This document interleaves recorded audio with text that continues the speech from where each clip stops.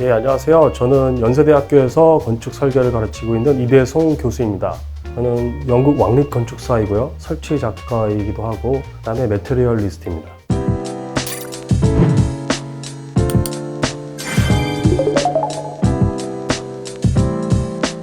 매테리얼리스트는요, 물질 만능주의자 같은 뜻이 아니라요, 존재론의 한 입장으로 그 모든 존재는 스스로 존재할 능력이 있다는 근본적인 입장을 선언하는 것입니다. 그래서 이게 좀 어려울 수는 있는데요. 벽돌이 벽돌이고 싶다, 혹은 어떠한 물질 자체가 그 스스로 될 수 있는 자연스러운 현상을 이야기하는 것입니다. 저희 연구실에서는요, 주로 그 창발의 현상과 이로부터 발생하는 기능, 혹은 미와 같은 의미 있는 점들을 건축 디자인에 사용하는 작업을 하고 있습니다. 그러다 보니까 이를 다루기 위해서는 컴퓨터가 되게 중요한 도구로 사용되고요. 그래서 연구의 주제가 디지털 아키텍처의 범주에 들어가기도 하고, 컴퓨테이셔널 디자인 혹은 알고리즘믹 디자인으로 분류되기도 합니다. 그리고 물리적으로 구현하기 위해서 3D 프린터, CNC 로봇 등의 최신 전산 제어 가공 툴들을 사용하다 보니 디지털 파브리케이션을 연구한다고도 볼 수 있습니다. 그 자연에서 발견되는 놀라운 현상들이 대부분 그 예로 볼 수 있습니다. 가창 오리떼 군무처럼 수천 마리의 새들이 한 번에 날아 움직일 때 복잡한 형태를 유지하면서 서로 부딪히지 않고 이동하는 현상을 예로 들 수 있는데요. 어떤 거대한 무리를 자기 조직화하는 이러한 것을 창발 혹은 이머전트라고 부릅니다. 그리고 건축과 좀 더 관련된 예로는 그 아프리카의 흰개미떼가 만든 집을 들 수 있는데요. 흰개미는 근처에서 그 잘 나온 나뭇잎에 버섯 혹은 곰팡이 같은 균사리를 키워서 이를 먹이로 삼습니다. 근데 이 균사들이 환경 조건에 대단히 예민해서요, 그 일정한 온도와 습도를 유지시켜야 줘야 하는데, 아시다시피 아프리카는 낮에는 굉장히 덥고 밤에는 추운 그 일교차가 심한 곳이어서, 그리고 그 건기와 우기가 있어서 기간에 따라서 습도차도 많이 발생하죠. 균사를 경작하기는 굉장히 어려운 환경 조건을 가졌지만, 지금까지 인간이 만든 그 어떤 건축물보다도 일정한 환경 조건을 유지하는데 가장 효율이 뛰어난 건축을 만들어냈습니다.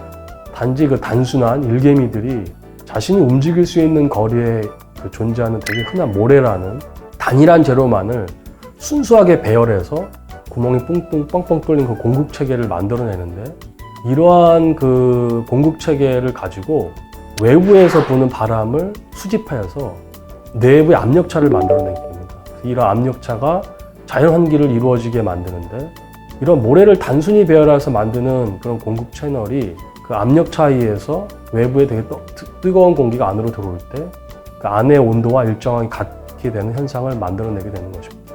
그리고 또 이런 타워가 항상 12시 태양의 남중고대를 향해서 이렇게 만들어지기 때문에 가장 뜨거운 연에너지를 받을 때 가장 적게 받는 형태를 취하게 됩니다.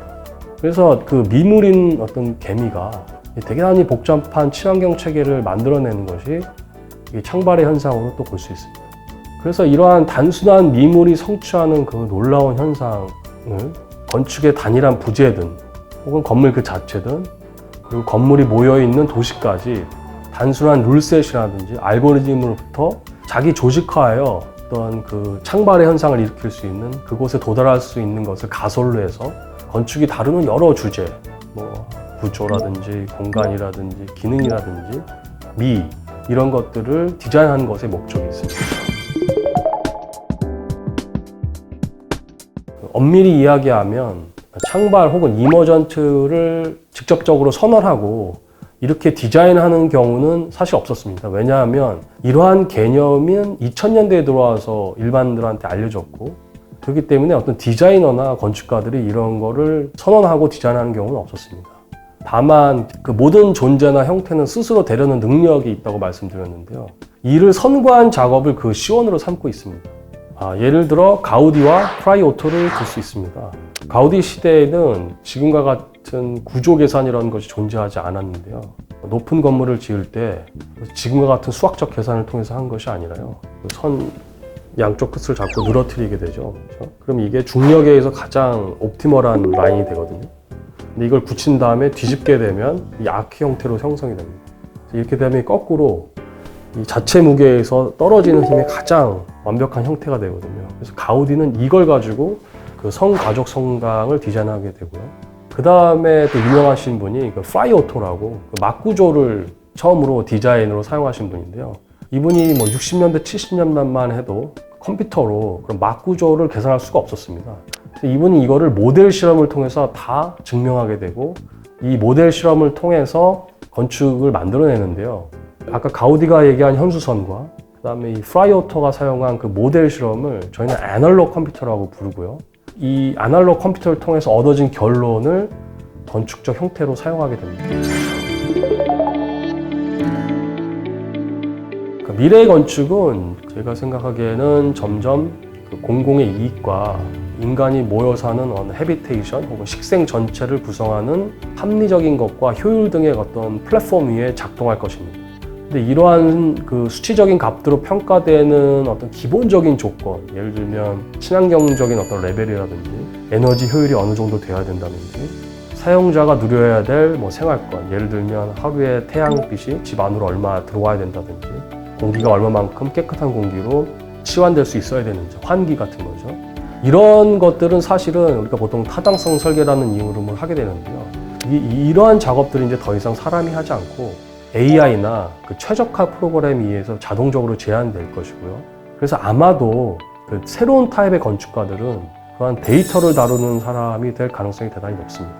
그러면 컴퓨테이셔널 디자인을 통해서 건축이 역사적으로 다루었던 구조, 공간, 미를 건드리지 않는다면 그거는 결국 창의적인 영역에서 해왔던 그 건축가들의 일들을 전혀 대체하지 못할 거라고 생각합니다. 그래서 오히려 대단히 복잡한 여러 관계들을 서로 연결해가지고 그들의 환경이라든지 혹은 거기에 살고 있는 사람들에게 어떤 임팩트를 미칠 것인지 그리고 그것들이 어떠한 형태나 폼이 그런 관계에 의해서 만들어질 것인지를 예측하거나 미리 만들어낼 수가 있고 그것에 합당한 폼들을 발견하거나 발생시킬 수 있는 거죠. 그래서 지금과는 전혀 다른 체계의 주거 환경이라든지 혹은 도시 체계를 만들 수 있다고 생각합니다.